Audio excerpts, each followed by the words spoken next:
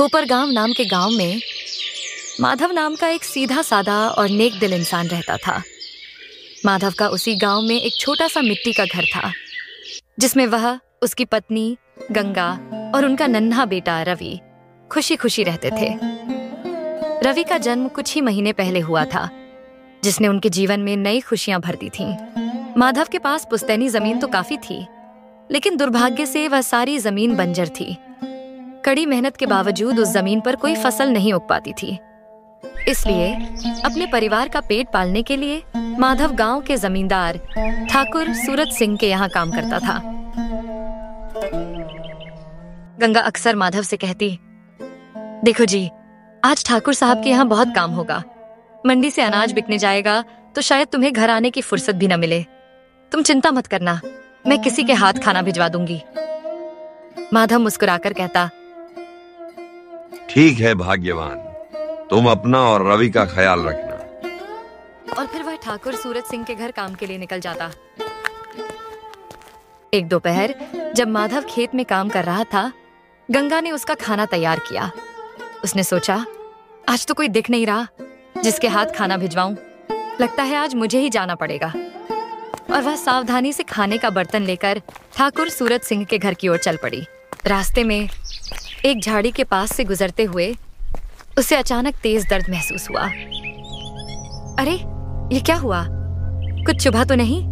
फिर इतना दर्द क्यों हो रहा है? सांप ने उसे काट लिया था, जिसे वह देख भी नहीं पाई थी। कुछ ही पलों में दर्द असहनीय हो गया और वह वहीं जमीन पर गिर पड़ी। कुछ देर बाद गांव के एक व्यक्ति ने माधव को खेत में ढूंढ निकाला। माधव, माधव, बुरी खबर है। तुम्हारी पत्नी गंगा को सांप ने काट लिया है। तुम जल्दी घर जाओ, गांव में भीड़ जमा है। यह सुनकर माधव के पैरों तले जमीन खिसक गई। वह बदहवास होकर घर की ओर दौड़ा, लेकिन जब वह पहुंचा तो सब कुछ खत्म हो चुका था। गंगा अब इस दुनिया में नहीं थी। माधव अपनी पत्नी के शव के पास बैठकर फूट फूट कर रोने लगा। यह क्या हो गया गंगा? तुम मुझे और हमारे छोटे से बच्चे को अकेला छोड़कर कहां चली गई? अब मैं इस बच्चे को कैसे पालूंगा? इससे अच्छा तो मेरी भी जान चली जाती। पत्नी के वियोग में माधव बुरी तरह टूट गया था। समय धीरे धीरे बीतता गया। कुछ साल बाद माधव के जीवन में फिर से खुशियों की किरण दिखाई दी। रवि अब एक समझदार और मेहनती युवक बन चुका था। उसकी सरकारी नौकरी बिजली विभाग में लग गई थी। एक दिन माधव ने रवि से कहा, बेटा रवि, आज तुम्हें देखने के लिए लड़की वाले आ रहे हैं।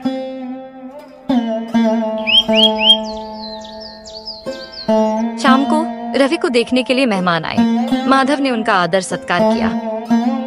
रवि का रिश्ता नंदिनी नाम की एक सुशील और सुंदर लड़की के साथ तय हो गया। फिर माधव ने अपने बेटे की शादी बड़े ही धूमधाम से की। गांव भर के लोग इस खुशी में शामिल हुए। शादी के कुछ दिन बाद नंदिनी ने रवि को कुछ पैसे देते हुए कहा, ये लीजिए, इन्हें अलमारी में रख दीजिए। रवि ने लापरवाही से पैसे अलमारी में रख दिए। जब माधव ने इतने सारे पैसे देखे तो वह हैरान हो गया। अरे बाप रे, इतने सारे पैसे! बेटा राजेश, तुम्हारी तो इतनी तनख्वाह भी नहीं है। कहां से आए? रवि ने हंसते हुए कहा, अरे पिताजी, यह तनख्वाह नहीं है, इसे अंग्रेजी में कमीशन कहते हैं। मतलब मैं लोगों से थोड़ा सहयोग लेता हूँ। माधव की आंखें गुस्से से लाल हो गईं। क्या मतलब तुम घूस लेने लगे हो? बेटा, तुम्हें याद है, तुम्हारी माँ के गुजर जाने के बाद भी मैंने तुम्हें पढ़ाया लिखाया, भूखा रहकर तुम्हें खिलाया और तुम्हें इस काबिल बनाया कि आज तुम्हें इतनी अच्छी नौकरी मिली। और आज तुम उसी कुर्सी का फायदा उठाकर गरीब लोगों से घूस ले रहे हो। तुम्हें जरा भी शर्म नहीं आती? रवि ने बेपरवाही से जवाब दिया, तुम्हें क्या पता पिताजी, ईमानदारी के रास्ते पर चलने वाला हमेशा पीछे रह जाता है। आजकल जो ईमानदारी दिखाता है वह मूर्ख कहलाता है। अगर थोड़ी बहुत सुविधा शुल्क लेकर आगे बढ़ें तो तरक्की जल्दी होती है। माधव ने गहरी सांस ली और कहा, बेटा, जो ईमानदारी के रास्ते से धीरे धीरे आगे बढ़ता है वह बहुत लंबे समय तक टिकता है। जो यह घूस खाकर आगे बढ़ता है वह बहुत ही जल्दी बर्बाद होता है। बाकी तेरी मर्जी। इतना कहकर माधव उदास मन से अपने घर से निकल गया। नंदिनी, जो यह सब सुन रही थी, रवि से बोली, ठीक ही तो कह रहे हैं पिताजी, घूस लेना पाप है, उनकी बात मान लो। तुम भी चालू हो गई? पिताजी मुझे कम सुना के गए हैं क्या? घूस लेना पाप है। अब मुझे मेरा खाना दो, ऑफिस के लिए देर हो रही है। इसी तरह रवि धीरे धीरे लोगों से घूस लेने लगा। वह हर रोज ढेर सारे पैसे घर लाने लगा, लेकिन माधव को यह बिल्कुल भी पसंद नहीं था।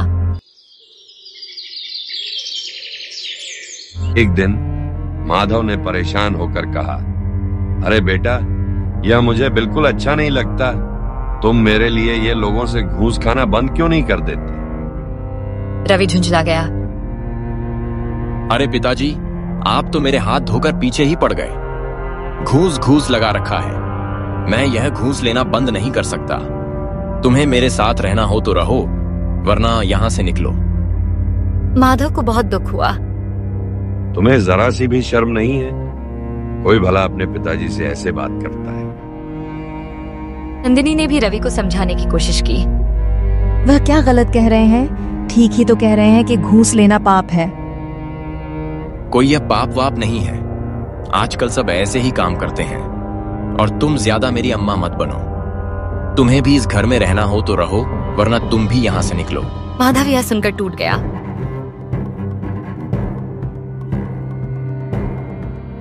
माधव अपना घर छोड़कर ठाकुर सूरज सिंह के पास गया। माधव ने उन्हें अपने बेटे की सारी बात बता दी। अरे बाप रे, तुम्हारे बेटे ने तुम्हें घर से निकाल दिया। यह तो उसने बहुत गलत किया। माधव, तुम चिंता मत करो। आज से तुम मेरे साथ मेरी हवेली में रहो। ठाकुर सूरज सिंह ने स्नेह से कहा, नहीं ठाकुर साहब, मैं तो अपने खेत में ही रह लूंगा। सी शाम रवि घर लौटा तो उसका का चेहरा उतरा हुआ था। तुम्हारा मुंह उतरा उतरा क्यों लग रहा है? आज ऑफिस में कुछ हुआ क्या? नंदिनी ने पूछा। रवि ने उदास स्वर में कहा, हाँ, आज मैं लोगों से घूस लेता पकड़ा गया और अब मुझे नौकरी से भी निकाल दिया गया है। और मैंने जितना भी घूस का पैसा लिया था वह सब मुझे सरकार को वापस लौटाना होगा। मुझे बिल्कुल भी समझ नहीं आ रहा, अब मैं क्या करूंगा? माधव ने अपने खेतों के बीच में एक छोटी सी झोपड़ी बनाई और वहीं रहने लगा। वह सादा जीवन बिताता और भगवान का भजन करता। उधर सरकार द्वारा घूस लेने के कारण रवि और नंदिनी का सरकारी आवास जब्त कर लिया गया। उन्हें वह घर खाली करके जाना पड़ा। माधव ने अपनी बंजर जमीन बेच दी और उस पैसे से उसी गांव में एक बढ़िया सा घर बनवा लिया। वह अब आराम से अपना जीवन बिताने लगा। कुछ दिनों बाद रवि और नंदिनी माधव के नए घर पर पहुंचे। रवि माधव के पैरों पर गिर पड़ा। पिताजी, मुझे माफ कर दीजिए, मुझसे गलती हो गई और आपकी बात नहीं मानने के कारण आज मेरे हाथ से नौकरी भी चली गई। कोई बात नहीं बेटा, तुझे कहा था ना मैंने कि ईमानदारी के रास्ते पर चलेगा तो खूब आगे जाएगा। अब देख लिया ना बेईमानी के रास्ते का